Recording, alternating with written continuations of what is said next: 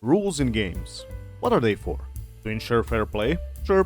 To elaborate on ambiguous situations? Agreed. To give us an understanding how a game works? Now we're talking. Rules define boundaries of play. I'm talking about the turn order. Who gets to play and when?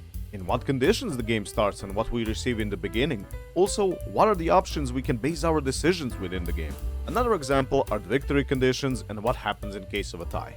All of these clarify how the game plays out and what are the actual results of our actions. With clear rules, we know how to approach the system, in this case, the game. We start to realize how the small world works and get to know how to navigate it and use it. Without rules, we wouldn't know how to play the game, we would just speculate on it. We could make educated guesses based on experience, or we could completely miss the point. And no, I'm not talking about homebrewing here. That's a completely different topic and I'll cover it another time.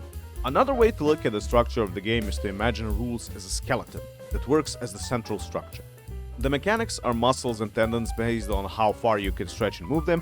Players are the brains and neurons that activate the system, and the objectives are what motivates the player to reach towards them.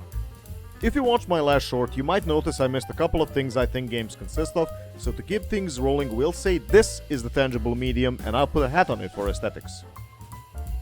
I've seen worse classified as art.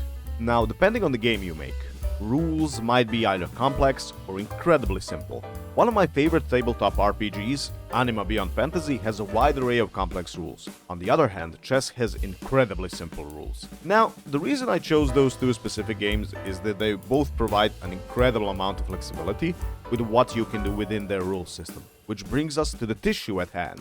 Okay, that pun was terrible even for me. The next topic I'll cover are mechanics, where I'll take a deep dive into them and elaborate how they differ from the rules.